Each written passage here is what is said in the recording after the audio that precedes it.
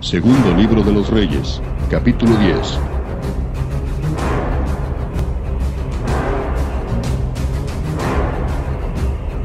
Te damos la cordial bienvenida a tu programa Palabras de Vida Eterna.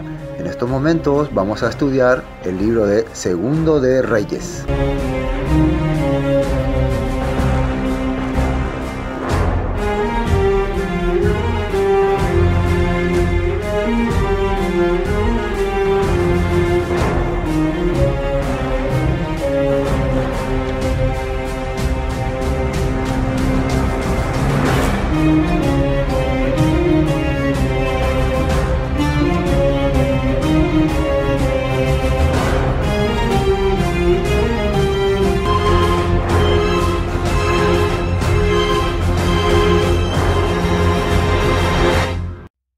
El capítulo 10, y este es un capítulo bien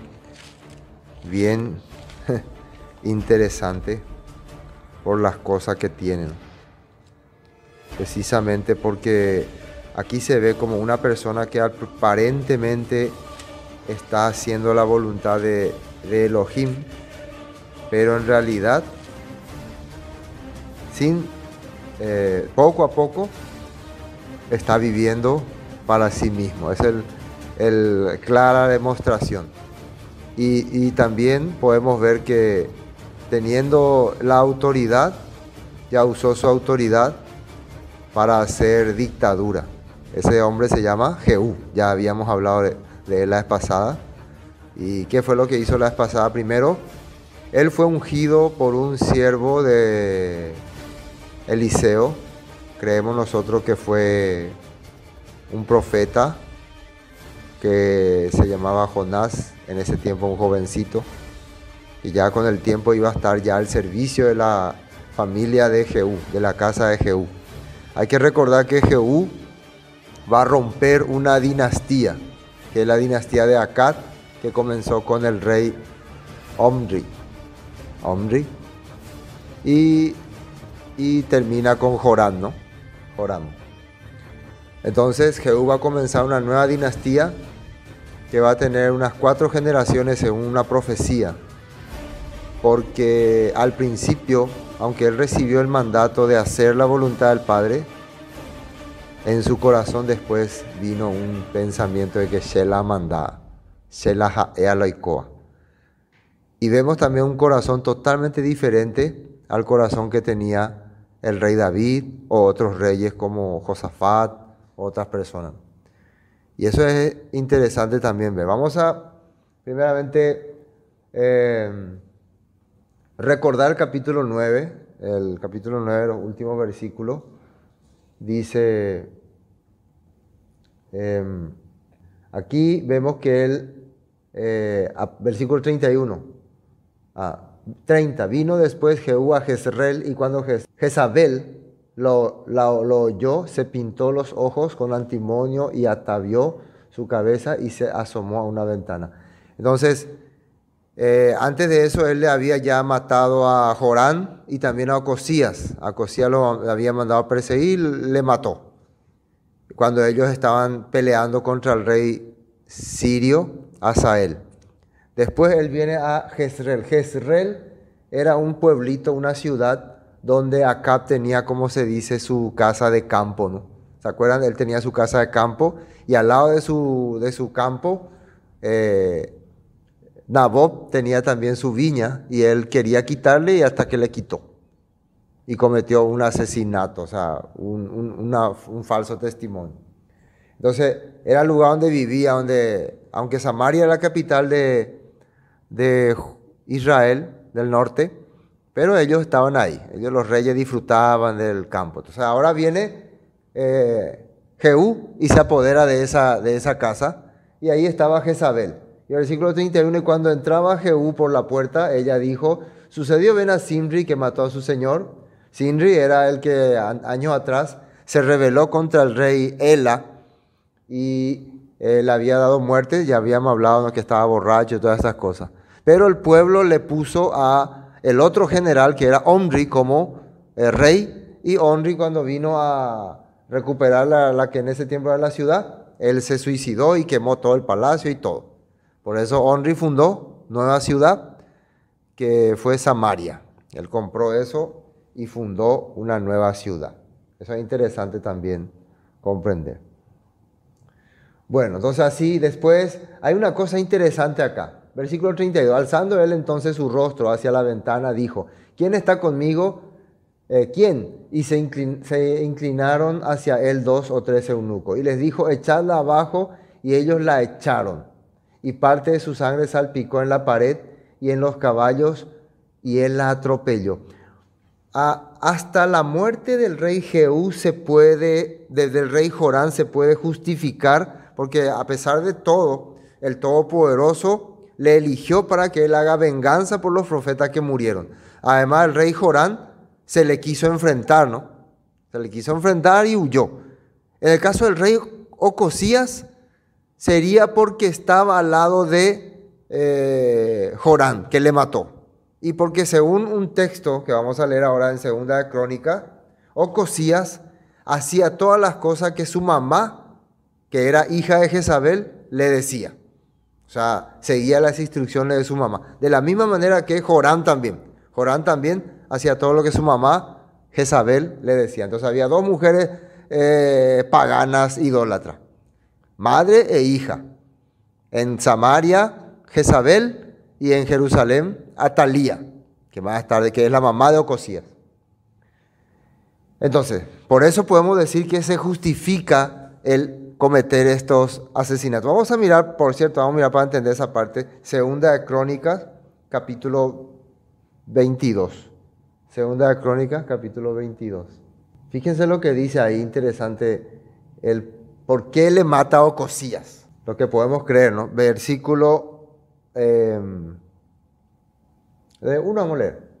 El 1. Los habitantes de Jerusalén hicieron rey en lugar de Jorán a Ocosías, su hijo menor, porque una banda armada que había venido con los árabes al campamento había matado a todos los mayores, por lo cual reinó Ocosías, hijo de Jorán, rey de Judá. Jorán era el hijo de Josafat, rey de Judá. Josafat era el gran amigo de Acab. ¿Se acuerdan de esa historia? Cuando Ocosías comenzó a reinar era de 42 años y reinó 1 año en Jerusalén. El nombre de su madre fue Atalía. Acá dice hija de Onri, pero realmente ella es nuera de Onri. Pero normalmente ya se le considera como hija. Ella es nuera de Onri. Ella es hija de un rey sidonio. También por Ocosías, anduvo en los caminos de la casa de Acab, pues su madre, acá dice la clave, le aconsejaba a que actuase, como dice ahí, impiamente. Su propia mamá, Atalía, le decía a su hijo: vamos a hacer esto, vamos a hacer aquello. Hijo, esto sí, le convencía a que actuase impiamente. Hizo pues lo malo ante los ojos del Eterno, como la casa de Acab, porque después de la muerte de su padre, ellos le aconsejaron para su perdición. Entonces, después de que muere Joram, la familia de Acab, el otro Jorán, que sería su tío, ¿no? El otro Jorán de Israel es su tío. El papá de Ocosías se llamaba Jorán. Y su tío también se llamaba Jorán en Israel. Porque su mamá era Atalía. Atalía tenía 2 hermanos. Uno era Ocosías, que murió cuando Acab le dijo: vas a morir, que se cayó de escalera, del techo, ¿no? Y el otro era Jorán, el que mató a Jehú. Bueno, entonces ellos prácticamente le manejaban ahí a Ocosías, y el reino era controlado por los de acá. Por eso entonces podemos decir que Jehú decidió también matarle. Podemos decir eso. Pero lo que va a acontecer ahora es algo que ya no cuadra más. Lo que va a acontecer ahora. Regresemos a Segunda de Reyes, capítulo 10. Otra de las cosas que quería mostrar el capítulo 9, una de las cosas que ya se ve medio sospechoso, la actitud de Jorán. El último versículo dice, un poco más arriba, y él les dijo echarla, y la echaron, versículo 33, la salpicó, y los caballos, y él la atropelló. O sea, vino y le pisó así, ¿no? ¿no? Como maldita, maldita. Y después se fue, dice, entró luego después, comió, bebió, dijo, id ahora a ver a aquella maldita y sepultarla, pues es hija del rey. Entonces, esta acción, no sé, nosotros podemos ver todo lo justo que sea, todo lo ungido por profeta que sea, pero ustedes pueden ver algo de espiritual en esta acción, o más bien se ve algo de diabólico. Porque lo correcto sería apresarle a Jezabel, hacer un juicio, como dice la Torá, y condenarle a muerte. Eso sería lo correcto. O si Jezabel quiere huir, escapar, entonces ahí matarle. Pero el que ya le hayan echado está bien. Pero el que venga otra vez y le pisotee con el caballo, y después se vaya y tome y beba, y después entienden la maldita. Es como que su corazón ya se estaba sintiendo como yo soy el máximo. Es como que quiere hacerse ver que voy a destruirle y tienen que tenerme terror. Esto ya no creo que venga del Todopoderoso. Entonces, cuando la persona empieza a sentir, yo soy pastor, tengo la autoridad, y empieza a retarle a cualquiera, ¿no? Cree que ya puede hacer lo que quiere. ¿Alguna vez se pasa así o no? O polla, o matu, o imashela, o la mandá. Aunque el Todopoderoso te eligió para hacer su trabajo, su obra, pero un poco de buena acción te sale, uno ya empieza a actuar orgullosa y altaneramente. Por lo menos desde mi punto de vista se ve eso aquí. Vamos ahora sí a 10. Entonces, ¿ahora qué? Tenía acá en Samaria 70 hijos. Samaria es la capital de Israel. ¿Quién fundó Samaria? Omri. ¿Quién era Omri? El papá de Acab. ¿Por qué? Zimri había quemado toda la ciudad y el palacio. Entonces, eso es interesante saber. Y 70 hijos. Y bueno, él tenía, ahí Acab tuvo 70 hijos. ¿Cómo un rey puede tener tantos hijos? Porque aparte de su reina, ellos tienen sus concubinas. Y con sus concubinas también tiene 1, 2, 3, 4, 5 hijos por ahí. Entonces, ponerle que tenga, no sé, 20 concubinas y 3 hijos con cada uno, algo así, ¿no? Así, podemos pensar así. Bueno, por eso, ¿no? Era normal en esa época. Y le envió a Samaria los príncipes envió cartas y las envió a Samaria a los principales de Jezreel, a los ancianos y a los ayos de Acab, diciendo, ayos eran los que cuidaban los hijos de Acab. Este es lo que dice la carta, inmediatamente que llegue estas cartas a vosotros, los que tenéis a los hijos de vuestro Señor, y los que tienen carros y gente de a caballo, la ciudad fortificada y las armas. Eso dice la carta, ¿no? Escoged al mejor y al más recto de los hijos de vuestro Señor, y ponedlo en el trono de su padre, y pelead por la casa de vuestro Señor. Bueno, ¿qué le está diciendo? Le envía, él está en Jezreel, ¿no? La quinta de Acab. Desde ahí le envía una carta a Samaria, a los principales que están en Samaria. La gente en Samaria ya sabe ya. Este Jehú, que era nuestro general, mató al rey, ahora se cree el rey. Pero en Samaria están los 70 hijos del rey Acab. De entre ellos se puede elegir otra vez para que sea rey. Entonces él les dice, ustedes tienen la capital, tienen el ejército, tienen a los hijos del rey. Pongan a alguien para que sea rey, para que me desafíe. Porque ahora yo me voy allá y va a ver quién se atreve a desafiarme. O sea, le desafía a ellos. Peñemoíta o sendie, Peñemoín tema senda que y pende. Pemoí la pende rey a chataño años en 10. Así le dice, ¿no? Y no sé, uno cuando lee esto, por eso yo estoy tratando de leer y captar si es correcto o no es correcto. Parece como una actitud medio, el Señor está conmigo, yo no tengo miedo de nadie, ¿no? Parece así. Pero más bien creo que él está teniendo, también por un lado él está teniendo una confianza y una seguridad porque el que le ungió fue un profeta por orden de Eliseo. Entonces él como que dice que yo estoy haciendo las cosas en el nombre de Dios, nadie va a poder contra mí. Así él puede pensar, ¿no? Por eso Como tal vez se acuerda que quién era también que fue ungido así para rebelarse contra el rey. ¿Quién fue? David, ¿no? Pero si ustedes analizan cuando David fue ungido y cuando Jehú fue ungido, muy diferente. David, ¿cómo actuaba? Sirviendo humildemente, esperando que el Todopoderoso haga su voluntad. Jehú, ¿cómo estamos viendo que actúa? Él ya actúa según su fuerza, ¿no? Mata, no perdona, ejecuta. Entonces, pero creyendo él que está teniendo la misma fe de David.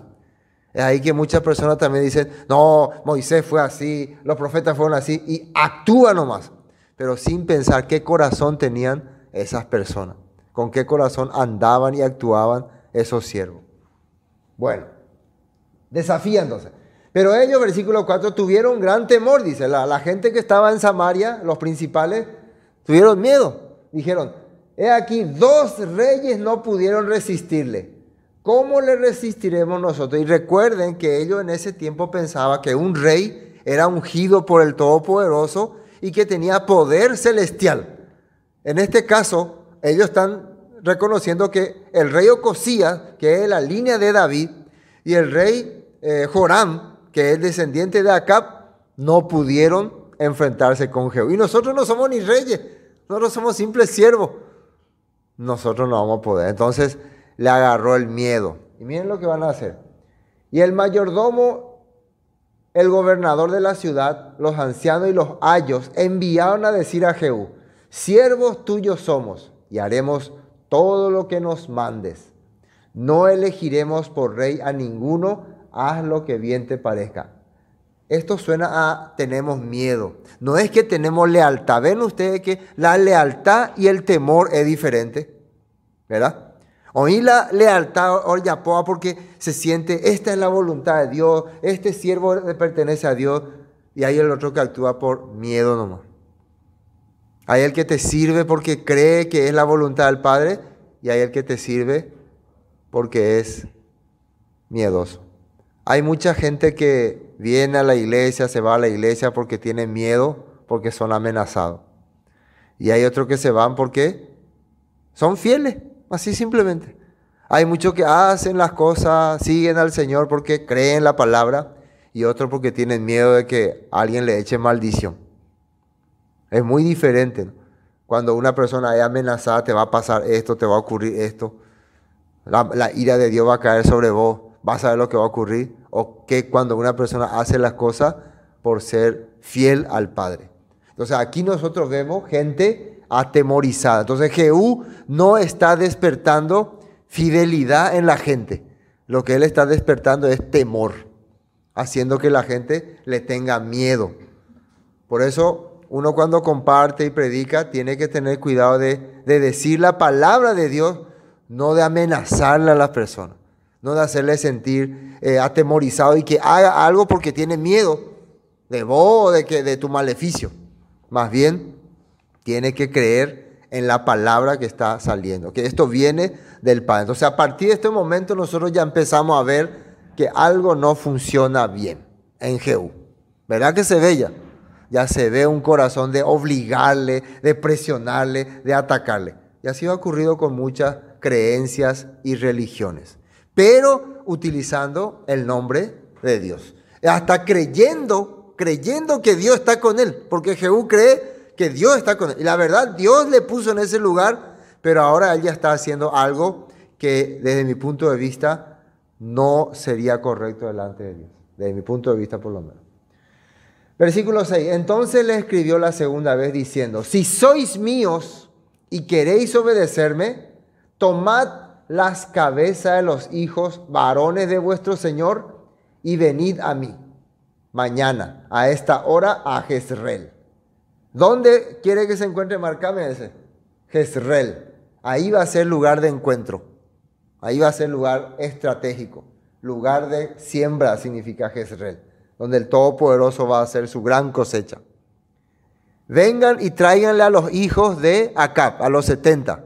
Si es que son fieles a mí. Él no va a irse. Ustedes vengan. Pero le dice ahí que les traigan las cabezas. Y aquí hay una confusión, no sabemos si eso significa decapítenlo y tráiganlo o tráiganlo y acá vamos a hacer algo. Pero por lo visto esa palabra significa quítenle la cabeza y tráiganlo, porque ellos ¿qué hicieron? Y los hijos del rey, 70 varones estaban con los principales de la ciudad que los criaban. Cuando las cartas llegaron a ellos, tomaron a los hijos del rey y degollaron a los 70 varones. Y pusieron sus cabezas en canasta y se las enviaron a Jezreel. Qué terrible, ¿no? Le cortaron la cabeza a los... Ahí entre ellos había niños, algunos eran niños todavía, jóvenes. Le cortaron la cabeza. ¿Quiénes hicieron esto? Los que les cuidaban. Uno puede pensar, pero ¿qué hizo Jehú? Jehú le hizo tener miedo a ellos. Entonces, uno puede pensar, estos crímenes, estos asesinatos, ellos están haciendo porque creen que Jehú tiene la voluntad del Padre o porque tienen miedo nomás. Porque tienen miedo nomás. No porque ellos se dan cuenta que Dios está trabajando con Jehú.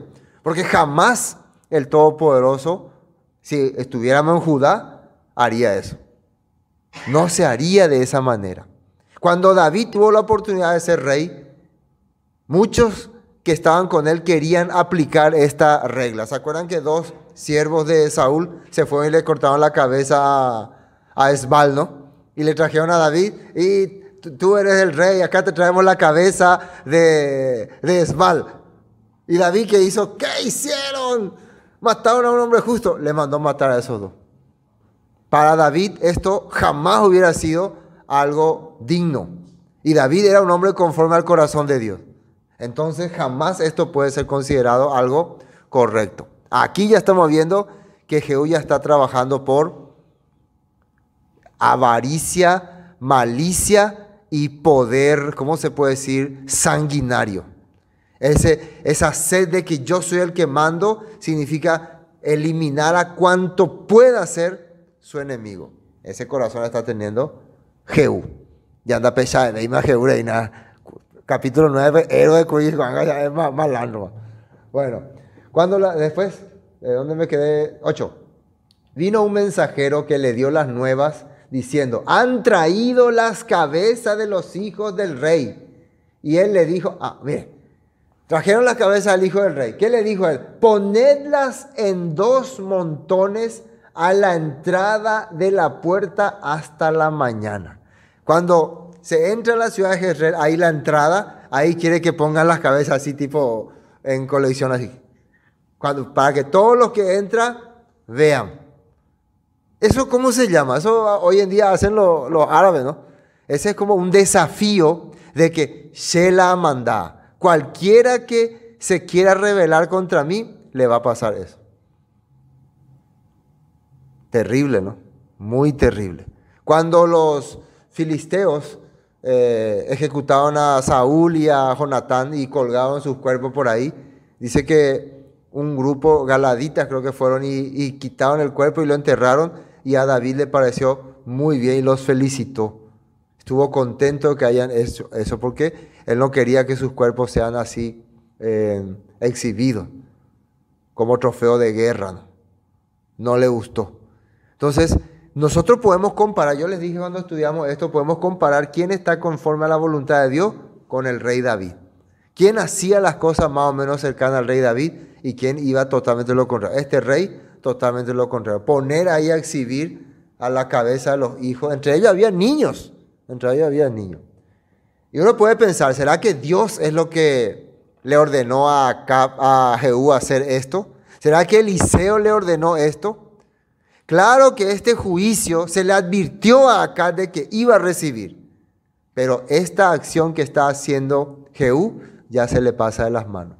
Ya esto viene de su parte. De su parte viene.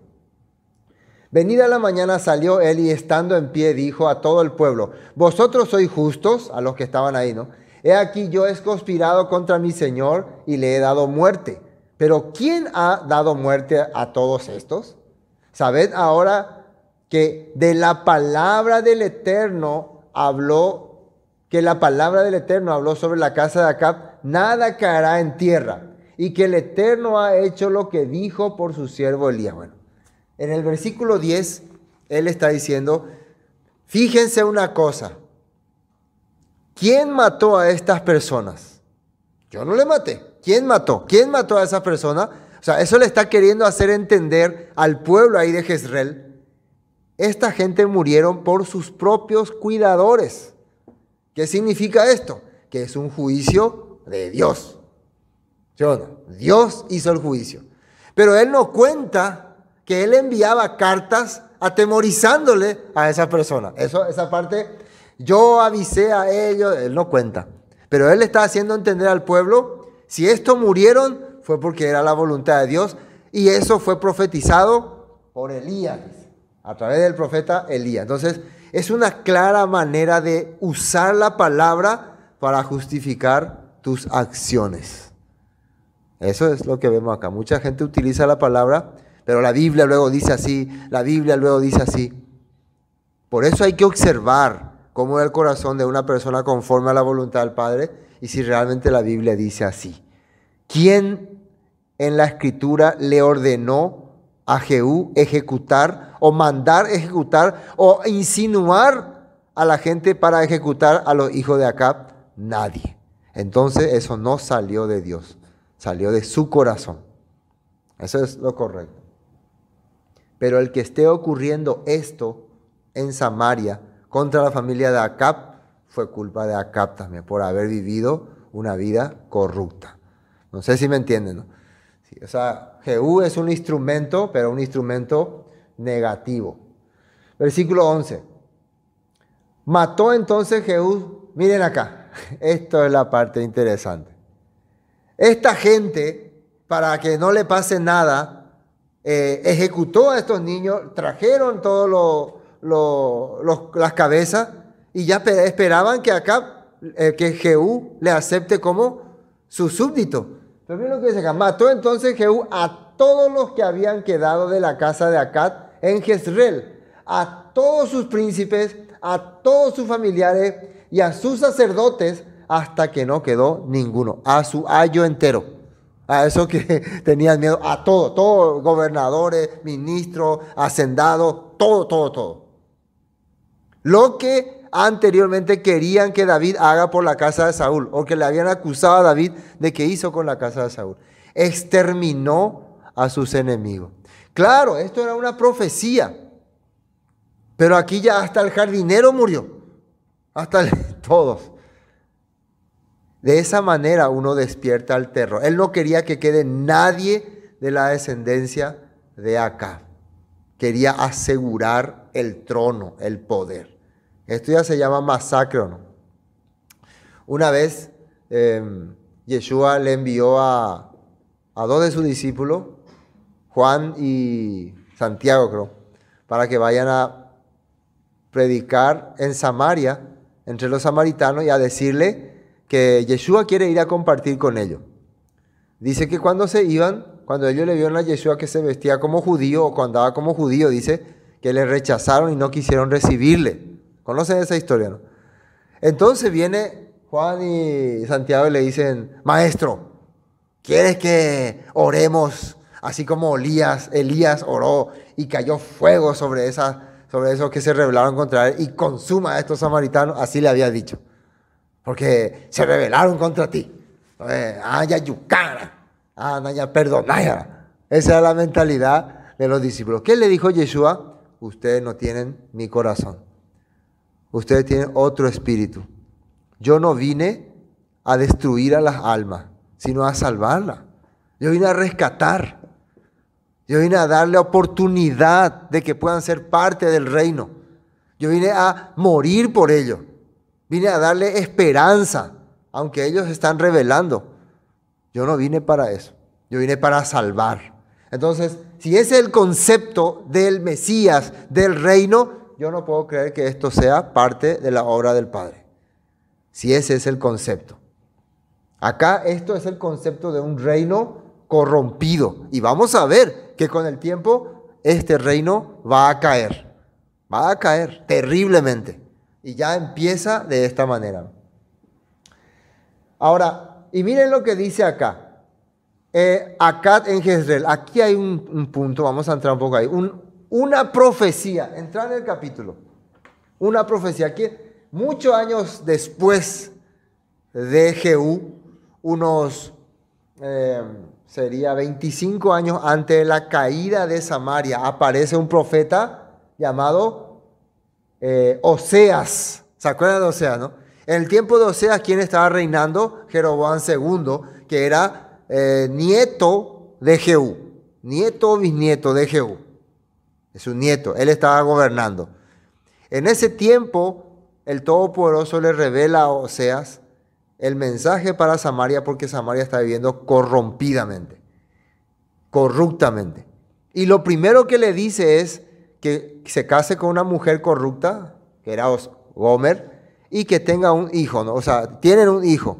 Y a ese hijo, ¿cómo le puso el nombre? Vamos a leer, del versículo 1, vamos a leer. Palabra del Eterno que vino a Oseas, hijo de Beeri, en los días de Usías, Jotán, Acaz, Ezequías, reyes de Judá, y en los días de Jeroboam, hijo de Joás, rey de Israel. El principio de la palabra de Jehová por medio de Oseas, dijo el Eterno a Oseas: ve, tómate una mujer fornicaria e hijos de fornicación, porque la tierra fornica apartándose del Eterno. Fue pues y tomó a Gomer, hija de Diblaim, la cual concibió y le dio a luz un hijo, y le dijo el Eterno: ponle por nombre Jezreel, el mismo nombre de la ciudad donde Acab tenía su quinta. ¿Y qué dice? ¿Por qué quería que Oseas a su primer hijo le ponga el nombre de Jezreel? Tiene un significado. Recuerden que cada nombre representa algo. Este nombre significa: porque de aquí a poco yo castigaré la casa de Jehú por causa de la sangre de Jezreel, y haré cesar el reino de la casa de Israel. ¿Qué hizo Jehú en Jezreel? ¿Se acuerdan qué hizo? Primero, el pisoteo que le hizo a Jezabel, en la forma terrible. Segundo, la masacre a los 70 hijos de Acab. Y después, la masacre a todos. A todo, hasta el jardinero, al plomero, al todo. Ejecutó a sangre fría a mucha gente. Hizo una masacre peor que la que había hecho Acab. Peor. Podemos decir que Acab fue lo peor, pero Jehú le superó otra vez. Y eso que difícil superarle a Acab, pero hay que entender una cosa: en la escritura habla que un tiempo Acab reconoció su error. Cuando Elías vino y le exhortó sobre lo que hizo con Jehú, él reconoce su error. Por lo menos esa parte. Pero Jehú, terriblemente. ¿Entienden ese punto? Entonces, por eso Oseas recibe esa revelación de que el reino de Jehú, no solamente el reino de Jehú, el reino de Israel norte va a terminar por causa del pecado que cometieron. Y porque no se arrepienten. No se arrepienten. ¿Ven? Bueno, en aquel día quebraré yo el arco de Israel en el valle de Jezreel. Bueno, así está diciendo como profecía. Volvamos a Reyes, para poder entender ese punto. Pero estamos muchos años antes de eso. Estamos todavía en tiempos del rey Jehú recién.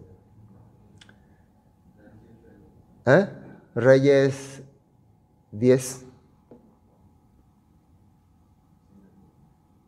Reyes 10. Versículo 12. Luego se levantó de allí para ir a Samaria. Ahora va rumbo a Samaria. Todo esto, ¿dónde está aconteciendo? En Jezreel, en la quinta de Acab. Ahora vamos a Samaria, la capital.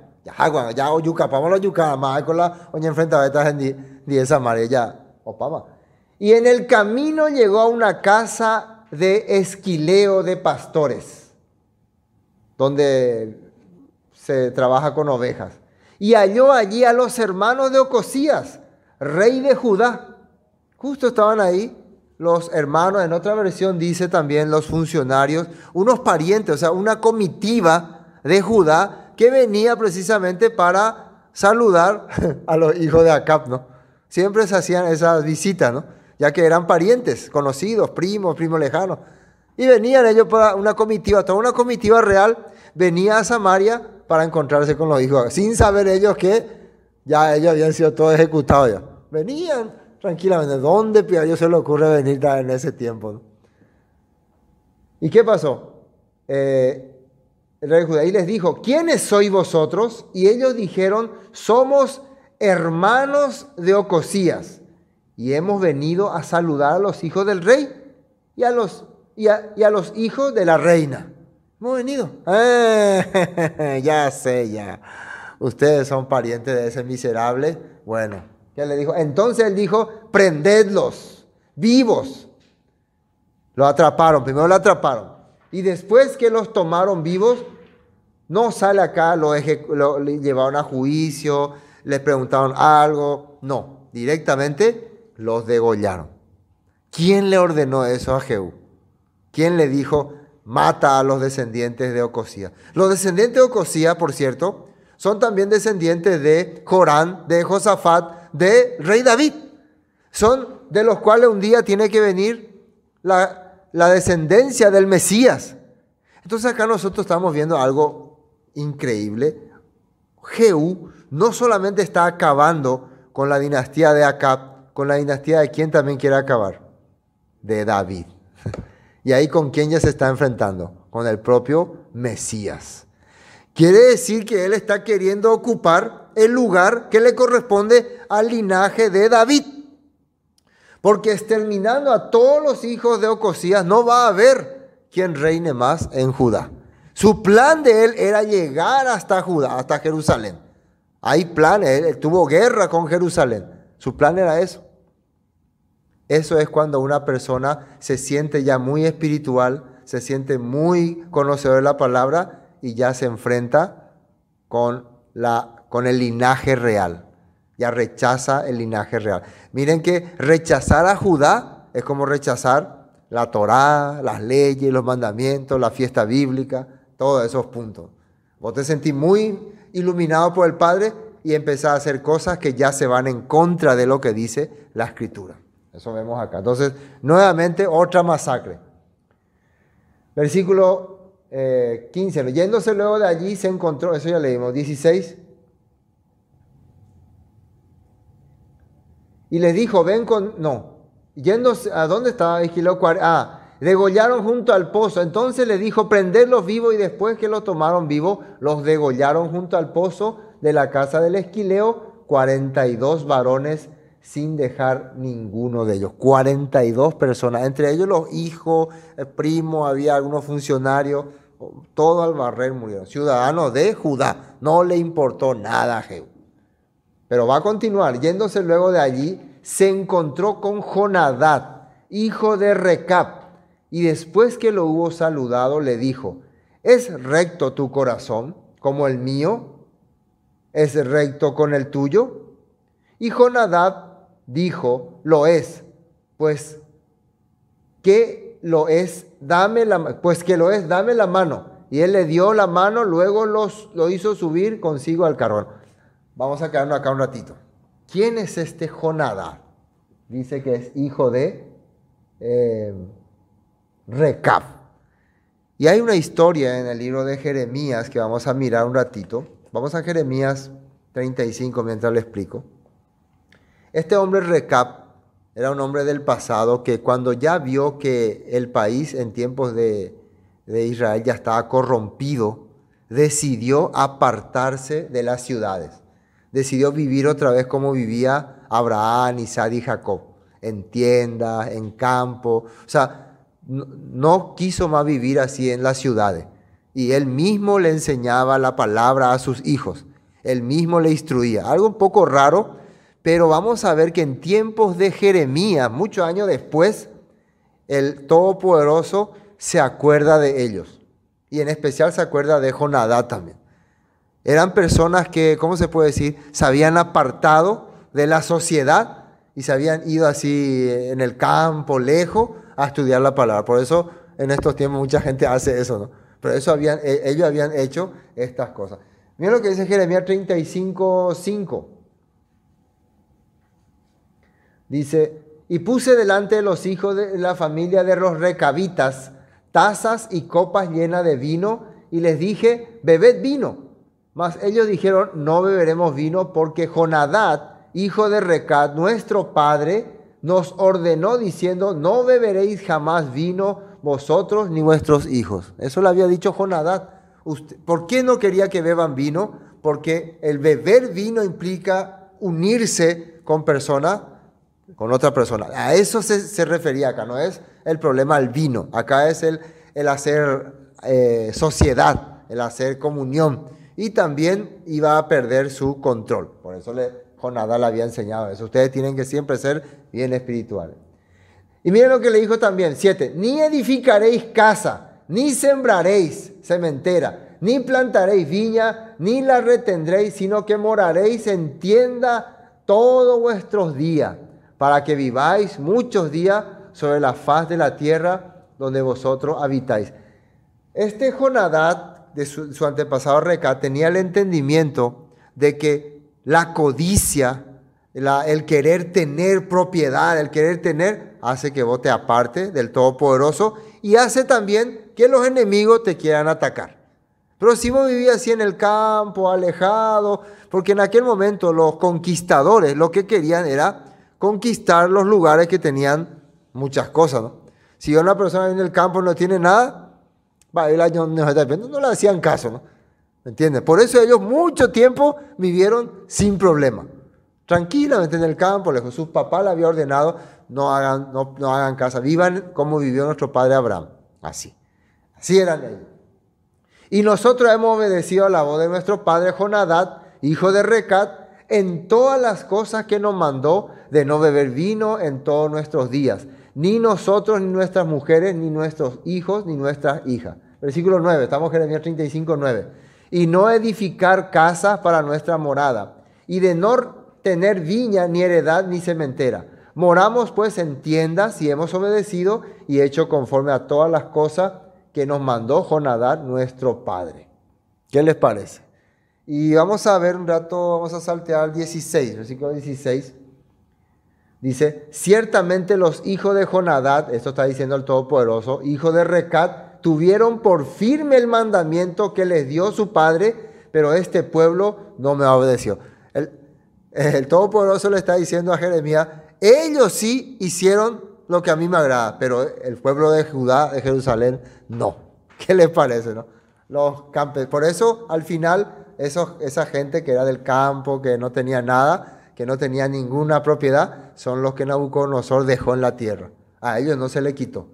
Y en ellos se cumple lo que dice Deuteronomio 28. Si vos haces toda mi voluntad, viví estas cosas, yo te voy a bendecir, te voy a prosperar y no te voy a quitar de esta tierra. ¿Sí le dijo? Pero si no haces lo que yo te digo, te voy a hacer esto, voy a traer maldición y te voy a llevar y te voy a exiliar. Ellos permanecieron en la tierra por ser fieles. Después, versículo 17. Por tanto, así ha dicho el Eterno, Elohim de los ejércitos, Elohim de Israel, he aquí que traeré yo sobre Judá y sobre todos los moradores de Jerusalén y todo el mal que contra ellos he hablado, porque les hablé y no oyeron, los llamé y no han respondido. Y dijo Jeremías a la familia de los recabitas, así ha dicho el Eterno de los ejércitos, Elohim de Israel, por cuanto obedecisteis al mandamiento de Jonadab, vuestro padre, y guardasteis todos los mandamientos, todos sus mandamientos, e hicisteis conforme a todas las cosas que os mandó, por tanto así ha dicho el Eterno de los ejércitos, Elohim de Israel, no faltará de Jonadab, hijo de Recab, un varón que esté en mi presencia todos los días.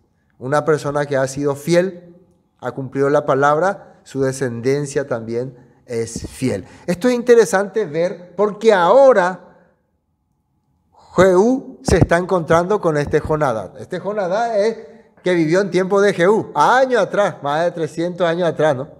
Pero se están acordando de él y ahora se está encontrando con Jehú. Volvamos a Reyes. Para entender, ¿no? Para no pasar de largo este personaje, hemos visto un poco de su descendencia, ¿no? Dice entonces le alzó Jehú a su carro. Sabe que es una persona fiel, una persona que vive conforme a la voluntad del Padre. Y él como que quiere asemejarse a él. Yo y vos somos iguales, ahora vos colegas, es gente espiritual, wow. Sí, Jehú, ¿qué hace? Y le dijo, ven conmigo y verás mi celo por el Eterno. Lo pusieron pues en su carro. Vení, Jonadab, te voy a mostrar cómo yo también soy, así como ustedes los descendientes de Acab, los descendientes de tu padre son celosos por la palabra, yo también. Oye, ella caseja. Esto por lo menos contrasta con lo que el Mesías dijo, ¿no? Cuando vos hagas algo, no le cuente a nadie. Hacé según tu creencia, no hace secretamente, ¿no? Pero él quería que vea, quería que la gente lo observe. Luego que Jehú llegó a Samaria, mató a todos los que habían quedado de acá en Samaria, hasta exterminarlos conforme a la palabra del Eterno que había hablado por Elías. Todo, ahí no quedó nadie. Todos los secretarios, ya le mató a todos los de Jezreel, ahora mató a todos los de Samaria. Una masacre, y me imagino ahí a Jonadab mirando todo eso. Qué de sagrado tiene esto, ¿no? Que a ellos no les gustaban estas cosas, pero ya que Jehú le trajo, hay un tema ahí. Si no, haga ese yucamba de cuá. ¿Entienden?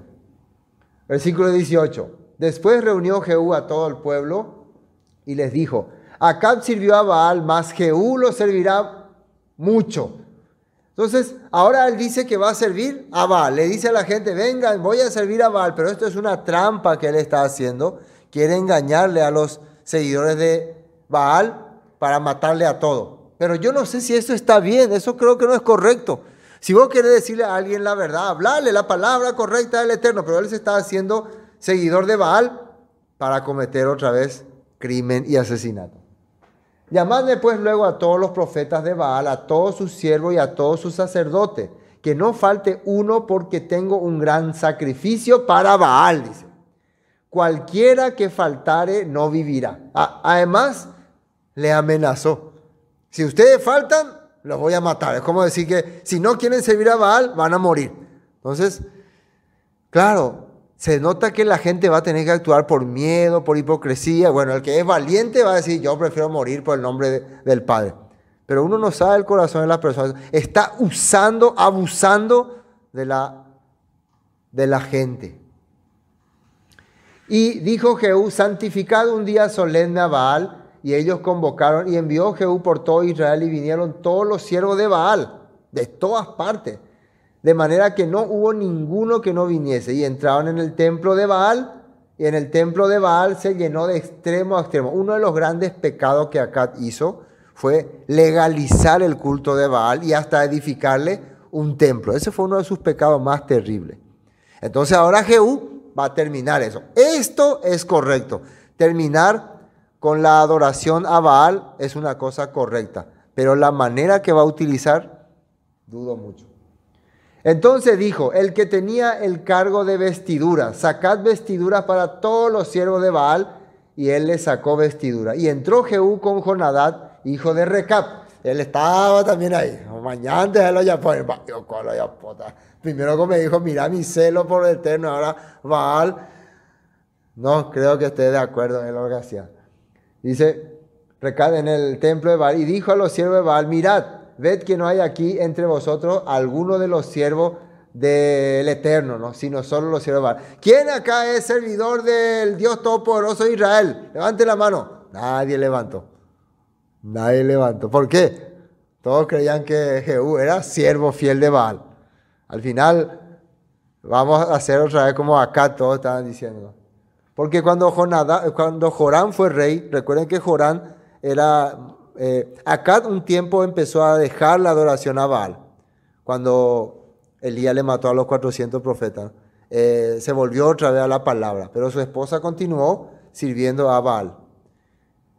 Y Joram se inclinaba más hacia su papá.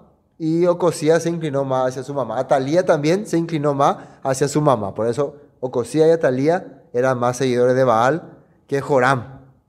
Eso para entender un poquito. Entonces, ahora aparece Jehú supuestamente en contra de Acab, en contra de todo, y él sí que va a ser adorador de Baal. Y cuando ellos entraban para hacer sacrificios y holocaustos, Jehú puso fuera a 80 hombres y les dijo: cualquiera que dejare vivo a alguno de aquellos hombres que yo he puesto en vuestras manos, su vida será por la del otro. Le amenazó, simplemente le amenazó. Da peyapoyo se pro yucata. Todo es temor, miedo. Acá no hay nada de fe. Acá no hay nada de por la fe ni fidelidad a un rey. Todo es temor. Cuando en una congregación un líder o una autoridad le hace hacer a la gente las cosas por miedo, eso no viene de Dios. Cuando los miembros hacen las cosas por miedo, porque tienen miedo de que le pase algo. Cuando le tienen terror a los pastores, a los líderes. Y después que acabaron ellos de hacer el holocausto, Jehú dijo a los de su guardia y a los capitanes: entrad y matadlos, que no escapen ninguno. Y los mataron a espada y los dejaron tendidos, los de la guardia y los capitanes, y fueron hasta el lugar santo del templo de Baal y sacaron las estatuas del templo de Baal y las quemaron. Destruyeron todo.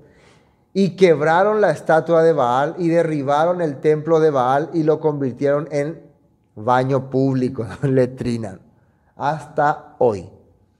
Lo peor, ¿no? La cosa que era sagrada, ellos convirtieron en baño público. Por la sangre de muchas personas. Tal vez muchos murieron ahí por miedo, nomás tal vez no eran seguidores de Baal, pero tuvieron miedo de Jehú y murieron. Pero Jehú, ¿cómo quedó acá? Como héroe, ¿no? Como el que acabó con la idolatría, acabó. No creo que así él esté mirando al Padre. Miren ¿y cómo podemos corroborar por la Biblia si esto es así? Miren lo que dice ahí. Así exterminó Jehú a Baal de Israel. A partir de este momento no se iba más a adorar a Baal hasta el tiempo de Jeroboam II. Jeroboam II lo que iba a permitir es que la libertad de culto.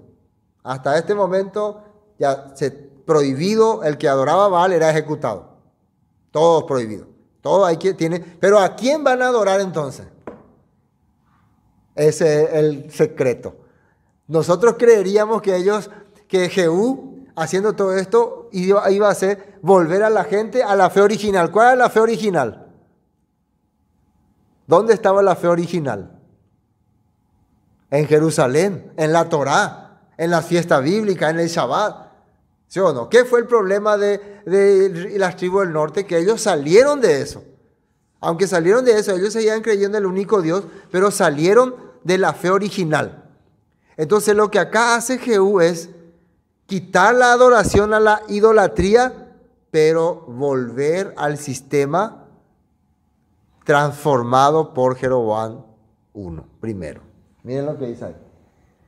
Así exterminó Jehú a Baal de Israel. Con todo eso, Jehú no se apartó de los pecados de Jeroboam, hijo de Nabat, que hizo pecar a Israel y dejó en pie los becerros de oro que estaban en Betel y en Dan. En tiempo de Acab, la adoración a los becerros de oro había quedado como secundario. ¿Sabían eso, no? La primera adoración fue a Baal, por causa de Jezabel. Y el templo de Dan y de Betel quedaron como religión de cuarta. Entonces, Jehú, ¿qué está pensando? Como a mí me ungió el Eterno a través de Eliseo, como yo estoy haciendo la voluntad del Todopoderoso, voy a restaurar la fe original. Pero ¿hasta dónde él se fue? Hasta los becerros de oro. Si él quería restaurar la fe original, ¿a dónde tenía que irse? Hasta Jerusalén. Ese es el problema de mucha gente. El cristianismo tradicional quiso restaurar en el tiempo de Martín Lutero la religión original, ¿no? Quiso volver a la escritura, pero se fue hasta una parte, ¿no? Hasta el becerro de oro nomás se fue. Hasta las adoraciones ¿cómo se dice? A Betel y a Dan. Hasta donde se cambió las fiestas. Por eso el cristianismo tradicional continuó casi haciendo lo mismo que los cristianos paganos de antes. No se reformó realmente. Aquí vemos que Jehú hizo eso también. Y vamos a ver un texto, Primera Reyes capítulo, ahí primero Dan 12, capítulo 12, 28, ahí está. Si dice, esto fue lo que hizo Jeroboam cuando se apartó del reino, ¿no? Y habiendo tenido consejo, hizo el rey 2 becerros de oro y dijo al pueblo: bastante habéis subido a Jerusalén. He aquí tus dioses, oh Israel, los cuales te hicieron subir de la tierra de Egipto. Este es el famoso que dice el apóstol Pablo en Gálatas: otro evangelio. Otro evangelio. Ya no necesitan de Jerusalén, de las fiestas bíblicas, del Shabbat. Ahora hay que ir a Dan y a Betel. No es el Betel acá, no es otro Betel de ahí, ¿no?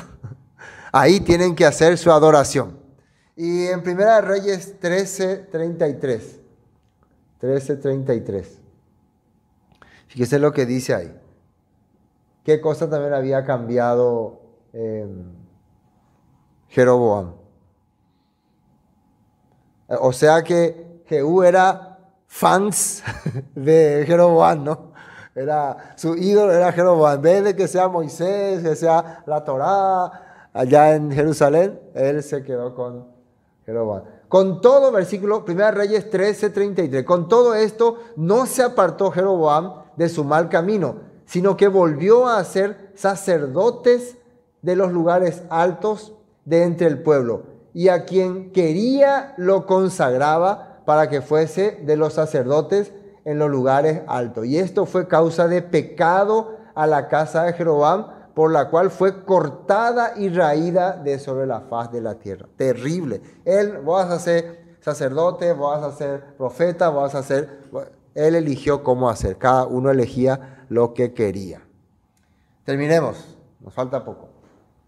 Entonces, Jehú, vemos al final el resultado de haber vivido soberbiamente, orgullosamente, creyendo que hacía la voluntad del Padre, se volvió a la tradición común, la que había hecho apartar el corazón de los israelitas del norte de la fe original.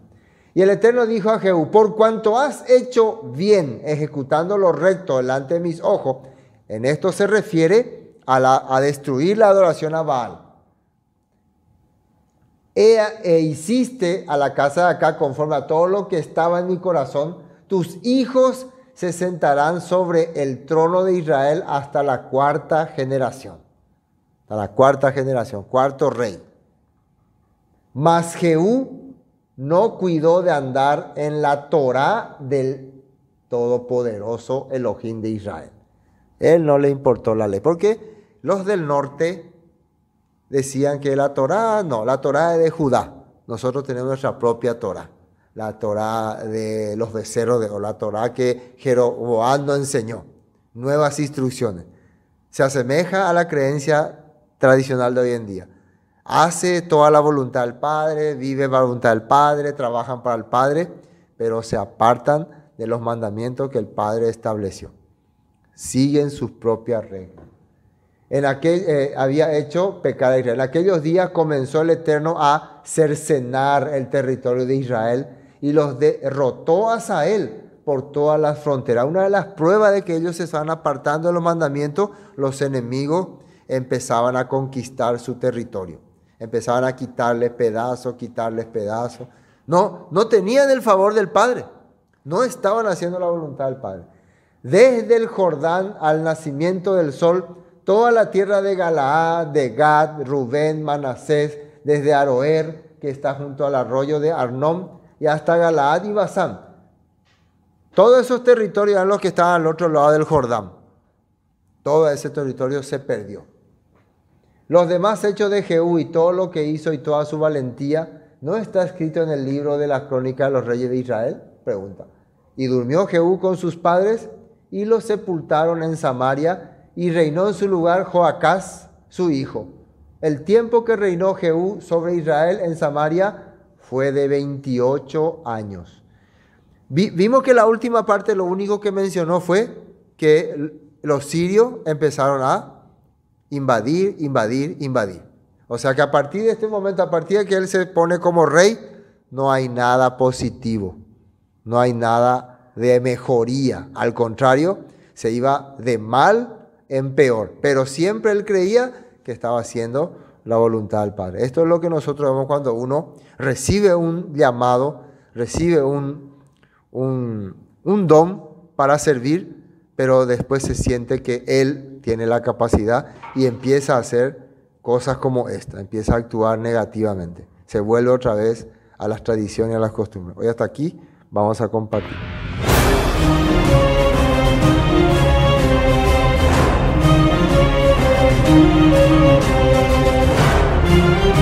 Esto fue Palabra de Vida Eterna, con el estudio del libro de Segundo de Reyes. Bendiciones y hasta pronto.